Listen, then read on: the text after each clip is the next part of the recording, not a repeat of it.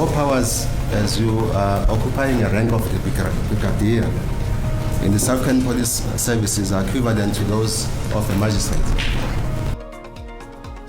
Vaimeleli va mulayo va vahwelelwa kha bula la senzomenyiwa va khou vhudzisesa muṱoḓisisi muhulwane wa mulandu uyu. Dzulela u ṱuṱuwedza matshudeni uri kha vha dzhiele nḓevhe kana kha vha dzhiele nzhele mafhungo a vhugevhenga vhune ha vha khou itiwa ho lavheleswa kana ho livhanwa kha vhone matshudeni. Vhalanguli vha Yunivesithi ya Limpopo vha khou ṋea matshudeni ngafhadzo uri vha vule maṱo nga maḓuvha aya a u ḓiṅwalisa.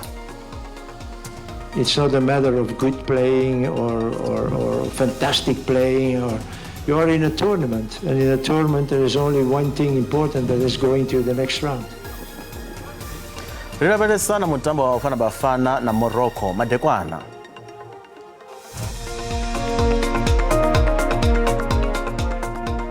Nda lokovera nga dzina ndi Tshanduko Ligege. Ndi vatanganedza kha mafhungo a Tshivenda fana kha SABC 2 ndo dovha funda livhoshelwa nga vhone henefho hayani nga ri rote. Vaimeleli va mulayo wa vahwelelwa kha bula la senzomenyiwa va khou vhudzisesa muṱoḓisisi muhulwane wa mulandu uyu malugana na uri ndi ngani hu tshi nga ho gidimelwa u dzhia tshitatamennde tsha u ḓibulula tsha muhwelelwa wa u thoma muzi Sibia. Uyu Sibia upfi o ḓibulula uri u a kwamea kha bula la menyiwa nga ḽa furaru ḽa ṅwedzi wa Shundunthule ṅwaha wa 2020 tshiṱitshini tsha mapholisa vha Deep Kloof. Izwi zwi khou vha hone musi tsengo nga ngomu ha tsengo iyi i tshi khou bvela phanḓa u itela u bvisela khagala arali zwitatamennde zwa Sibia na muhwelelwa ngaye wa vhuvhili ane a vha vhangani ntanzi zwi tshi tea u ṱanganedziwa nga khothe. Is it correct that your powers as you are occupying a rank of the brigadier in the Southern Police Services are equivalent to those of a magistrate in terms of taking of statements, that is confession statements? Yes, that is correct, my lord. What was this statement about, Brigadier? Was it about the investigation that you've conducted leading to the arrest of accused number 2? My lord, one will have to read this because I do know that during this proceeding, one will have to read the entire statement. Did he mention any other persons who were involved in the commission of the offense? Mr. Mgomezulu, are you listening to the questioning on behalf of your client? May I request my colleague to withdraw the question? Yeah, because I don't know. If this witness answers that question, it's only fair for the court to refer to Mr. Mgomezulu to say what is his view. Presidente wa lihoro la ANC Boss Ramaphosa vonekedza maipfi a u vala mutangano wa lihoro ili wa lekgotla. This lekgotla has identified what I would say are the short-term tasks as clearly outlined by the commissions that each one of us must achieve in the coming months. We must work in a focused and disciplined manner to address the pressing challenges that are facing our people and in every community. We therefore expect that those who are deployed in various areas of government will go ahead having heeded what the African National Congress through the NEC has directed us to go and do. Vhalanguli va Yunivesithi ya Limpopo vha khou ṋea matshudeni ngafhadzo uri vha vule maṱo nga maḓuvha aya a u ḓiṅwalisa. Matshudeni vhane vha khou ḓiṅwalisela ṅwaha wa u thoma khathihi na vhabebi vha fhuriwa masheleni nga zwiimiswa zwa pfunzo dza nṱha nga tshifhinga tshenetshi tsha ṅwaha. Yunivesithi ya Venda i khou amba uri a hu thuvha na zwiṅwe zwiwo zwa thungo zwo no vhigwaho u swikela zwino. Vhalanguli henefho Yunivesithi ya Venda vha ri vho khwaṱhisa tsireledzo ya online nga murahu ha musi matshudeni vho ita zwa u fhuriwa masheleni nga muṅwe mushumi wa henefho Yunivesithi Mahola. U ḓiṅwalisa matshudeni vha paḓaho maḓana mararu hu kati vha yunivesithi iyi vha khou ita zwoṱhe zwine vha nga kona u lavhelesana na khaedu dzifhio na dzifhio dzine matshudeni vha nga lavhelesana nadzo ho sedzwa u imiswa mushumoni ha muṅwe mushumi nge a ṱanganedza masheleni a tshanḓanguvhoni a u ṅwalisa matshudeni Mahola. ri dzulela u ṱuṱuwedza matshudeni uri kha vha dzhiele nḓevhe kana kha vha dzhiele nzhele mafhungo a vhugevhenga vhune ha vha hu khou itiwa ho lavheleswa kana ho livhanwa kha vhone matshudeni. Ṅwaha wo faho ro vhuya ra bvisa na statement tshine ra ri khou lingedza u tsivhudza matshudeni na tshitshavha uri vha dzhiele nṱha mafhungo a vhugevhenga musi ro lavhelesa matshudeni zwihulu matshudeni vho no khou ḓa yunivesithi ṅwaha wa u thoma. Vha yunivesithi iyi vha ri madzulo avho a ngomu khampasi na nnḓa oṱhe o tsireledzea, fhedziha kha iḽo vhashumiswa zwa polotiki a vha khou ima nazwo. Tshiwo tsha zwenezwino tsha mutshudeni wa ṅwaha wa u thoma we a sala wa hanganea nga murahu ha u ṱanganedzwa tsho dzikusa mimuya vhanzhi kha vhurangaphanḓa mahoro a polotiki. I believe we are safe. Yes, we are safe. Because if they are not safe, that student could have been standing here without a place to stay. But we make sure that that student is safe and well fed. Just our housing people, they are not here. They were going to come and attest that we are giving student rooms. If possible, we can even take it to an extent of asking our officers. They can attest. There is no student who was taken outside to sleep outside. I can bet on that, not on our watch. Vha yunivesithi ya Venda vho tou ṋekedza khaedzo kha mashudeni maswa ya uri vha ḓilondote kha mahomboki vha masheleni vha vhulinde tsireledzo na u vhulugela u nga thoma ha ngudo. We have beefed up our security to ensure that we don't have disruptions and we don't create an impression that we are providing a service here on campus. It is very much important. And maybe the other thing that I need to say, our returning students have started with their classes just yesterday. So they are also need to be very much safe when they are here on campus.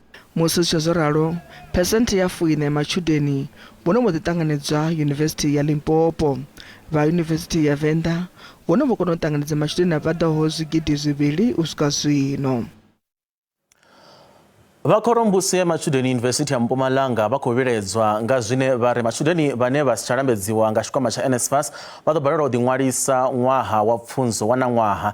Avha matshudeni vhane vha khou kwamea zwa zwino vha pfi vha khou koloda University masheleni a randa dza zwigidi. Zwa u ṅwaliswa ha matshudeni vhaswa na vhakale nga maitele a online zwikati hanefho University. University iyi ya Mpumalanga yo thomiwa miṅwahani ya 10 yo fhelaho u swika zwino. Matshudeni vha paḓaho zwigidi zwina na maḓana mana vho ṱhaphudza pfunzo dzavho zwa u ḓiṅwalisela nga kha tshumelo ya online zwo thoma. Uno ṅwaha University yi khou fulufhela uri i ḓo engedza tshivhalo tsha matshudeni, fhedzi hu na mbilelo ya uri vhaṅwe matshudeni vhane vha khou tou vhuya a vha nga koni u ḓiṅwalisa. NSFAS has defunded a lot of students, and those students currently they own the institution over 70,000 each one of them. So it's a problem because the university, before they register, they have to pay a certain percent of the money that they are owing. And some of these students that they've defunded them wrongly. Va University vha ri vha ḓo lingedza u thusa vhaṅwe matshudeni na uri vhane vha ṱoḓa u tou dzhena nga ngomu khampasini na vhone vha ḓo thuswa. Any challenges that NSFAS experiences has a direct impact on us as an institution. So we will continue to engage with NSFAS and private funders to ensure that students are able to continue with their studies. But those that would like to do walk-ins, meaning first-year students, are welcome to come into the campus from the 5th to the 9th of February to be assisted. In terms of the spaces that we have in line with our enrollment target, we have spaces for 3,115. Zwichezo ralo ngudo dzikati magude dzine a TVET asumbe fhala enhlanzeni vhaṅwe matshudeni vha tshe vho lindela mvelelo dzavho dza ṅwaha fhelaho. We have reduced the number because of infrastructure challenges, and we are working on that. We have managed to meet all our enrollment targets for 2024. Regarding the campus at Ganyamazan, where some students were experiencing the issue of not being resulted because due of an error system, we are working on that, and we are just waiting for a verification from Umalusi. Va University ya Mpumalanga vha ri hu na dzangalelo ḽihulu u bva kha matshudeni vhane vha khou takalela u dzhena yunivesithi.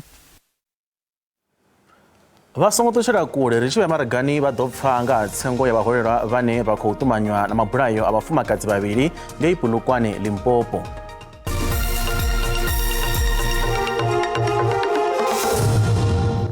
Rekodo mafhungo atanganedza kha mafhungo a Tshivenda pano kha SABC 2 nga ri bvele phanḓa. Muḓivhi wa zwigidi o nonothaho mukaputeni vho Lucas Fischer vho vhudza khothe khulwane ya Polokwane vunḓu ḽa Limpopo uri zwigidi zwe zwa dzhiwa kha muhwelelwa wa u vhulaha vho Ndondo Buthelezi zwo vha zwi sa tshimbilelani na makanda a gulu zwo wanalaho fhethu he mabulayo ayo a bvelela hone. Vho Buthelezi ndi muhwelelwa wa vhuvhili kha mabulayo mavhili a ṅwaha wa gidi mbili fumbili a ramabindu vhavhili vha vhafumakadzi vho Makwena Mabusela Lishabane khathihi na vho Tebogo Mphuthi. Ava vhafumakadzi vhavhili vho vhulawa vhe ḓoroboni ya Polokwane nga ḽa 10 ḽa Tshimedzi ṅwaha wa gidi mbili fumbili. Munna wa Mabusela Lishabane vhane vha vha vho Stanley Lishabane vha khou hweswa mulandu wa u luka mabulayo aya. Ri lavhelesa kha ḽa mulovha he muraḓo wa tshigwada tsha u londa vhuṱala fhano Limpopo tshipholisani ndi vho Elias Bupape vha ḓo ṋea vhuṱanzi havho uri vho ḓo takuwa fhano vho livha ngei Katlehong Gauteng he vha tshi khou londa moḓoro wa Sidani une wa pfi Phondi kha ho mulandu dzo vha dzi khou shumiswa hone vho ḓo swika kha iṅwe aḓirese hanengei Katlehong vha fara muhumbulelwa wa vhuvhili ndi vho Ndondo Buthelezi vho ḓo vha fara hanefho vha dzhia vhuṱanzi he vha vhu dzhia fhedzi vha sumbedza uri vho Buthelezi a vho ngo vhuya vha ita tshikhuna kana tshipimbi vho vha tendela vha dzhena na lufherani lwavho vha ye vha guduba musi vha tshi guduba vho ḓo wana zwigidi zwivhili vha wana ṱhingothendeleki mbili vha dovha hafhu vha wana na dzi sim card dza tshivhalo vho ḓo vha fara vha vha vhofha nga ngeḓane u bva hafho ndi zwone vho mbo ḓi takutshedza tshiṅwe tshigwada tsha mapholisa tsho mbo ḓi takutshedza tsha fara muhumbulelwa tshihosi muhumbulelwa muhulwane ndi vho Stanley Lishabane vhane vha pfi vho luka tshimbeba tsho u vhulaya mufumakadzi wavho vho Makwena Lishabane fhedziha vho pfi vha pfala uri vho fariwa vha sibadela kana vha vhuongeloni ngauri nga hetsho tshifhinga mutakalo wavho wo vha u si khou tshimbila zwavhuḓi ḓuvha ḽa namusi vho Lucas Fischer havha ndi muṅwe a ḓivhaho nga zwigidi na dzigulu kana ballistics expert vhane vho no ḓi notha namusi vho ṱalutshedza uri nga ngoho vha tshi swika hangeini he ha ḓo itea tshiwo vha wana hone itola zwo pfi ndi postmortem kana tsho no ḽaho mufu vha sumbedza zwa uri zwigidi zwo wanalaho kha vho Ndondo Buthelezi ndi zwigidi zwine a zwi khou yelana na dzigulu dzo shumaho musi hu tshi khou pondiwa havha vho pondiwaho nga heḽo ḓuvha kana havha vhafumakadzi vhavhili vha dovha sumbedza uri zwinga Phondi yo vha ḓiimisela tsho ṱhuvhulaya ngori yo thuntsha i tsinisa na havha vhapondwa nga heḽo ḓuvha na musi hafhu ha dovha dzhena muṅwe muḓivhi kana muṅwe ane a shuma kha tshi tshigwada tsha u londa vhuṱala havha ndi vho Stanford Tshilopo vho Stanford Tshilopo vho ḓo sumbedza kana vho ḓo dovhola zwa ambiwaho nga vho Bupape fhedzi vha dovha vha khwaṱhisedza uri nga ngoho havha vho Stanley Lishabane vho ḓo fariwa vha vhuongeloni vho Tshilopo matshelo vha ḓo isa phanḓa na u ḓisa vhuṱanzi havho vha khou zwi khou lavhelela uri havha vha tshiimiswa tsha vhutshutshisi kana vhatshutshisi hafha khothe vha ḓovha vha khou vhudzisa sa matshelo ndi ya livhuwa.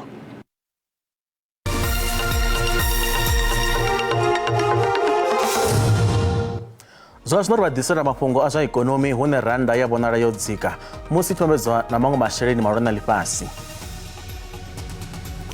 Dollar rand 18.82, bondo 23.88, euro 20.43, pole ya Botswana 1.38. Mikopo ya JSE ifhasi.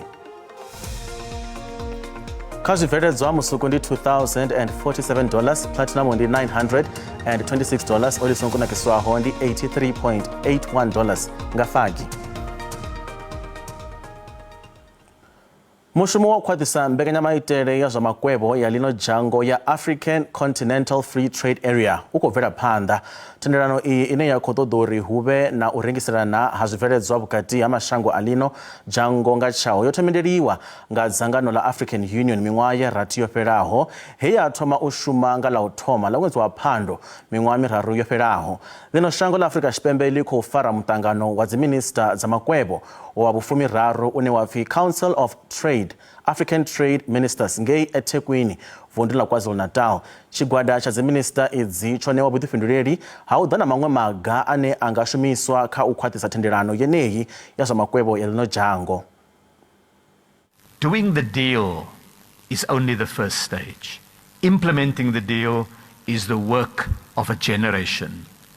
Trade has already commenced with the support of the Guided Trading Initiative launched by the Secretariat. And we now need to work closely with each other to roll out more trade in goods and then to extend it to services. Tomorrow, the legal arrangements will commence that will bring SACU, the Southern African Customs Union, into the start of trade under the preferences, commencing initially with Lesotho, Eswatini and South Africa, to be followed soon by Botswana and Namibia. From tomorrow, I am advised we will have 12 countries ready and able to trade under the AFC FTA. We understand that there's a further group of countries that will be completing their paperwork to enable more countries to participate. We now need to ramp this up to include all state parties. So the first dozen are starting, and we need to widen this circle.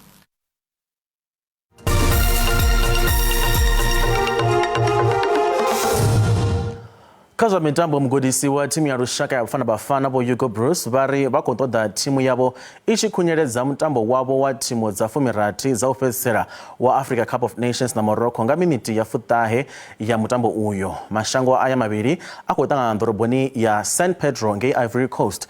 Mutamboni une wa dovesera kagara uri ndilipio shango linela dofukira panda karuta rutebera horazi quarter finals.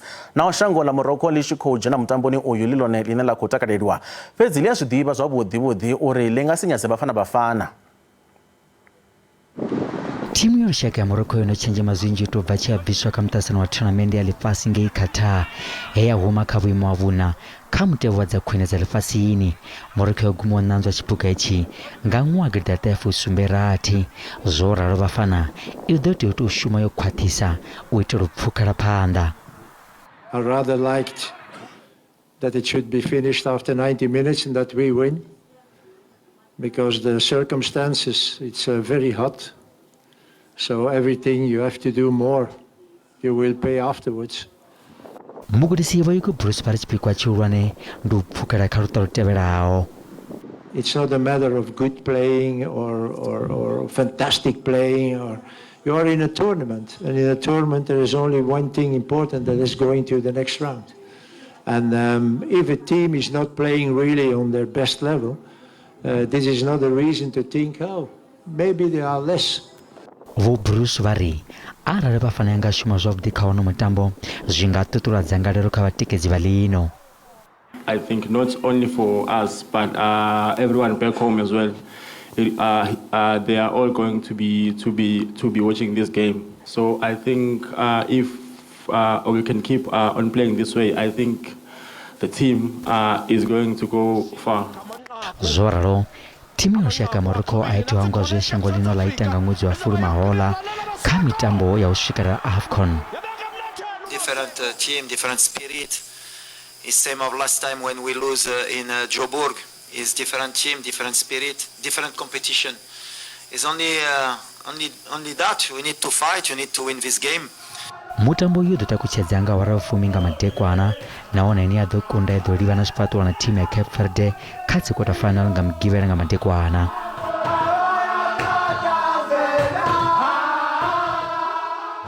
Zichezoraro Bafana Bafana watu uponyanga rubula nalete Monswa chitambulinga na shango la Tunisia ngagumba masi yote.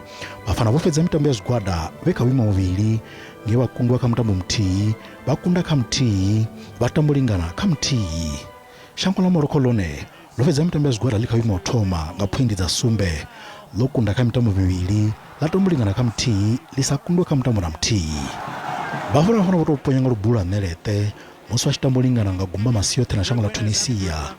Bafana Bafana bofedza wona pwindi na Jasia venga fasi ya Mali lewa na pwindi 5 kajigwada Shango la Morocco lone lowana pwindi za sumbe ngila kunda kamtambo mivili latambulingana kamti lisukunda na mti kajigwada F. I'd like you to send them a good luck message from me and tell them that I expect them to win. I'm here with their super coach, the minister, and the whole nation is behind them. We want them to play their hearts out and make sure that they win today. And once they win tonight, it basically means that they will be able to bring the cup home. So good luck to the boys. Mtambo kwa Bafana Bafana Morocco udarakuwa nga awara ya fumi matekwana ano. Zwasnori badisera bufiwa habatareri nga mutambo wa Bafana Bafana masina bufiwa buteberaho ndi abatareri ya Asia SABC. Nṋe kha iḽi noni fhungo ḽa Bafana na Morocco ndi khou vhona nga nḓila ine Bafana ya khou tamba ngayo kha inoni tournament ya African Cup i tshi khou tamba zwavhuḓi nga maanḓa lwene hai na ṋamusi a huna tshine tsha khou ofhisa ri ḓo fhira nga tshikoro tshithihi kha gumba. Musi a nga vhi mutambo wo leluwaho na luthihi ri khou ṱoḓa uri Bafana vha tambe vho ḓifulufhela nga maanḓa uri vha kone u pfukela phanḓa kha last 8 rine vhadzulapo ri murahu havho ri khou vha tikedza. Hai, nṋe ndi tshi tou sedza nga kuvhonele kwanga thimu ya Bafana nga nḓila ine ya vha uri yo dzudzanyiwa ngayo ndi sokou vhona u nga ri na kha mutambo wa madekwana ḓuvha ḽa ṋamusi i ḓo fhira ndo sedza uri thimu ya Morocco nga maanḓa hafhaḽa vhukati arali vha nga tou fara vhatamba vhukati vha Morocco ndi vhona u nga ri ri nga wana gundo tsho sala ndi uri na rine sa vhadzulapo vha Afrika Tshipembe kha ri tikedze ri kone u wana gundo. Hoyu mutambo u ḓo vha mutambo u konḓaho vhukuma sa izwi muvhili hadzo dzoṱhe dzi tshi khou ṱoḓa u fhira dzi tshi khou ṱoḓa gundo zwino nṋe ndi ri Bafana i ḓo fhira naho na heyo ine ya khou tamba nayo i tshi khou ṱoḓa gundo. Ro livhuwa nga maanḓa vhupfiwa havho kha fhungo iḽi zwa zwino nga vhalindele mutsho une khou tevhelana na Jennifer Matsila a vha madekwana vhuḓi ndaa.